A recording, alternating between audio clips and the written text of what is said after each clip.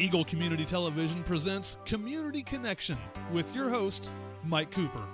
Hello and welcome again to Community Connection from Eagle Community Television.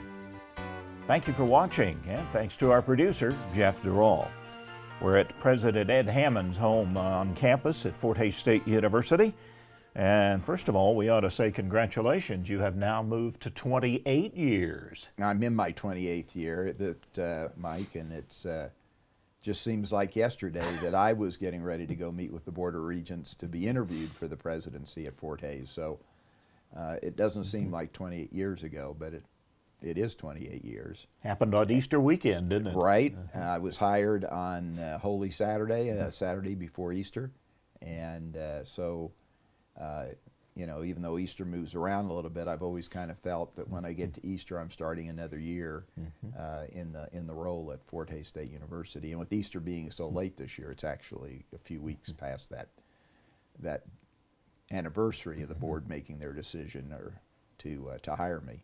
And it's a pleasure to have you in the President's residence. This isn't Ed Hammond's home. This is the President's residence at Fort Hays State University.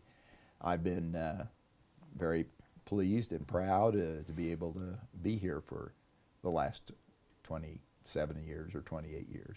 Well, and I've told you this before, the take when you first came was the rumor mill, if you will.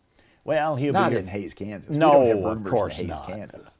Well, he'll be here 5 years, maybe 6, 7 years, and then he'll move on to a higher position someplace. Yeah, I was hearing rumors that they didn't think I'd stay 3 years. So, you know, I told the board when they hired me that, you know, I really believe you have to be here 5 years before you really even know how to do the job well and know the right people and have the political context that you need to have.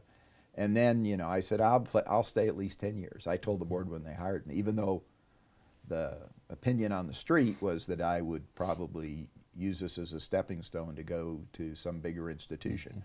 And what I chose to do was to make Fort Hays a bigger institution. I thought that was more fun than going to a bigger institution.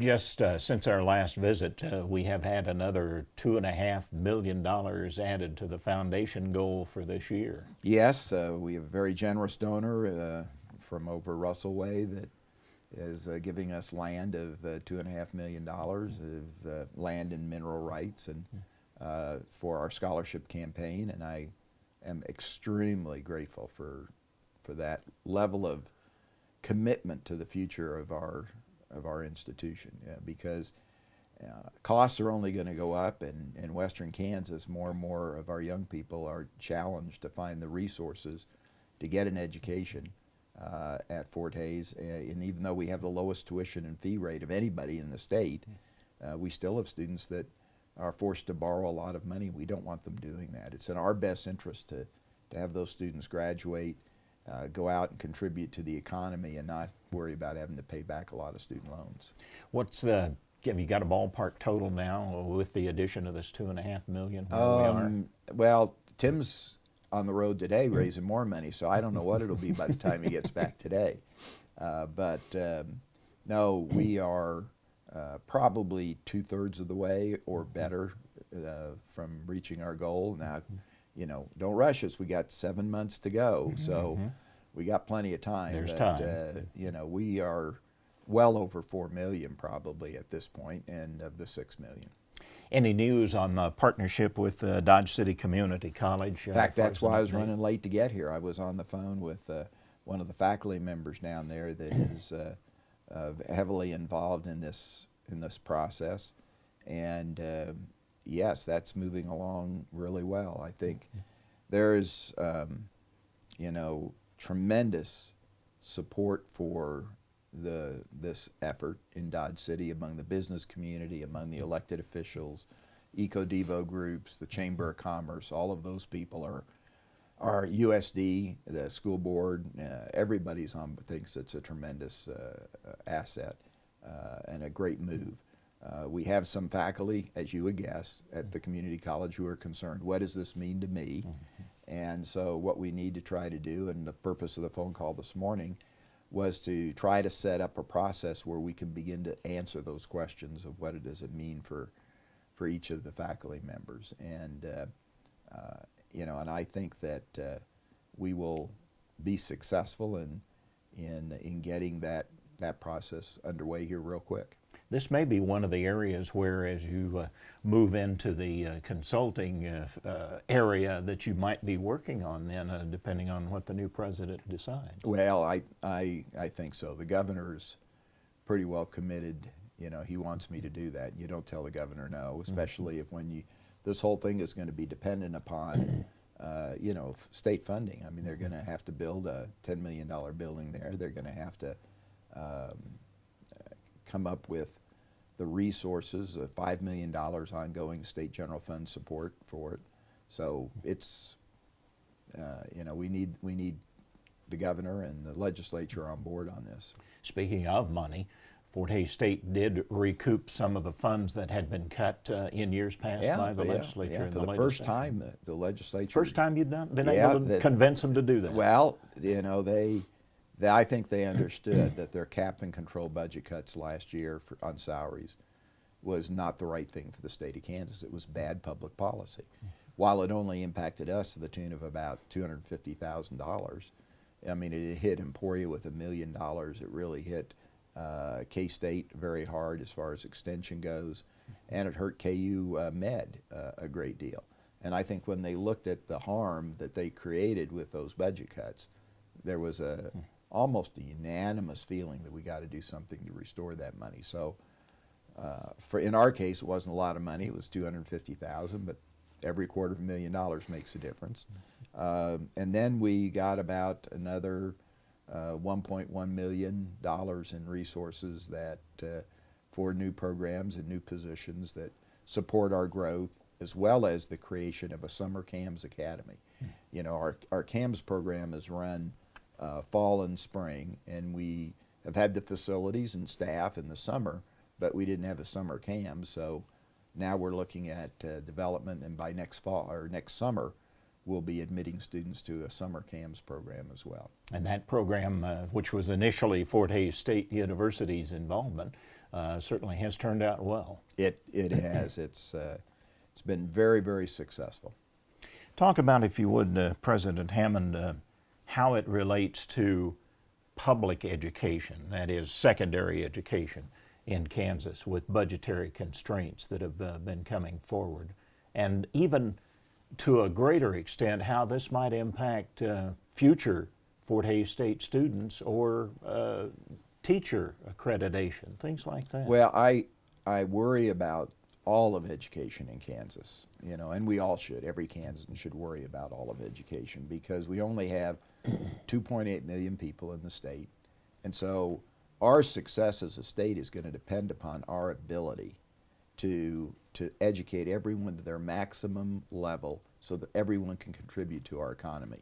I mean, the Kansas economy is only as good as our workforce is only as good as our entrepreneurial spirit is. So education is very important. And I was very pleased to see that the legislature did appropriate more money for K through 12, as well as higher education. I mean, we, in higher education, we had a very good year this year with the legislature in a bad economic time, and where the politics were against spending new money. But higher ed got the money. K through 12 got more money as well as property tax relief that I still don't know exactly how all that's going to work. It's a little bit of a shell game where you take local property tax away supposedly and you replace it with some state money. There's not new money to spend in the schools that way. And then there's some school districts that are raising their mill levy before the state money applies so that they actually get additional resources. So, I think the property tax buy-down element needs to be studied after the fact to see exactly what it did. But K through 12 got more resources out of the legislature this year. There's no question about that, and that's a good thing. Now, theirs was motivated by a Supreme Court decision. The more money for post-secondary ed and higher ed was motivated by the fact the legislature clearly understands that the future of our state depends upon having an educated workforce. So whether the motivation was a court or whether the motivation was they believed that it was the right thing to do was to invest in higher education, the legislature did the right thing. They appropriated more money for education. My only concern now is, will the revenue sources be there to continue to support this level of funding as we move down the road? The 5 candidates have now been interviewed. I guess it's before the Board of Regents now. Talk about the latest timetable, if you could, President Hammond. You know, I mentioned before, you know, this whole process brings back memories for me, you know, because, you know, 27 years ago, I flew into Kansas City on a Thursday, and you know, I think these candidates are going to be flying into Kansas City at some point in time. We were hosted for dinner that night by different members of the Board of Regents. They broke up into teams, and then the next day, we were all staying in the Marriott, and the Board of Regents was all in the DoubleTree in Kansas City, just a few blocks apart there on College Boulevard, and they would come down and get one of the candidates and then their spouse, and we would go to the DoubleTree, and we went into this big presidential suite, and the board sits around in the couches and the comfy chairs, and there were two folding chairs kind of in the middle that my wife and I sat down, and we talked for about 2 hours. The board asked us questions, and we answered questions, and talked about our vision of what we wanted for Fort Hays and why we wanted the job, and how we would go about dealing with certain kinds of issues. And it was a 2-hour discussion. And then that evening, the board went into executive session and picked one of us. And I hope that history will show they picked the right person. But they called me then later that night, and we knew we were going to get a call that night. We knew what the schedule was. All of us were prepared, had tickets to leave the next day. We knew that one of us would not be leaving the next day, but we all were prepared to leave the next day. And so they called me that night, and I knew that when the chairman of the board called me that I had the job, because I figured that they would have Stan Koplik, the executive director, call the ones that were gone their way home and say thank you. But the chairman of the board would want to call the person that was selected. So when Frank called me, then I knew that I assumed I had the job, and I knew very quickly after that we had the job. The Board of Regents pre-qualifies the finalists that they interview, which means they say, we want you to come and interview for the presidency with the board. If you accept and come, you are agreeing to accept the job, and this is the contract that you will get. So all 3 candidates that go to the meeting with the Board of Regents have already agreed to accept the job if it's offered, and they know exactly what the package will be that they will get. So that the board isn't interviewing somebody who then says, well, let me think about this. You know, everyone is committed to taking the job. And by the next visit, we should know. Yeah, now in my case, the next day we had a press conference at the DoubleTree Hotel in Kansas City to announce who the new president at Fort Hays was. I have told the board over and over again through the years that was a major mistake. And now what happens is they take the new president elect, and they fly them or drive them or whatever to the campus, and the press conference, it follows an official board meeting. They will come, the Board of Regents will have an official meeting here in which they move and second and select the next president. So everyone will be able to see that process.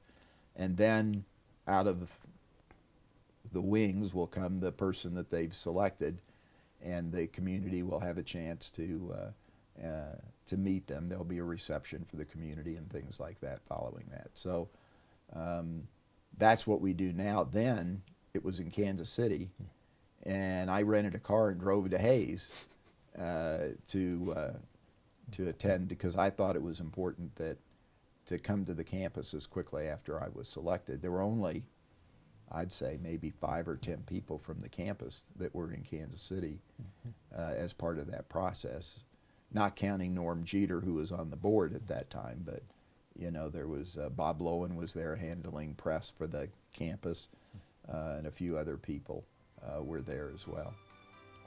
From the President's House, President Ed Hammond, Fort Hays State University, now in his 28th year of service to the community and the university. Our Community Connection from Eagle Community Television. Thanks for watching.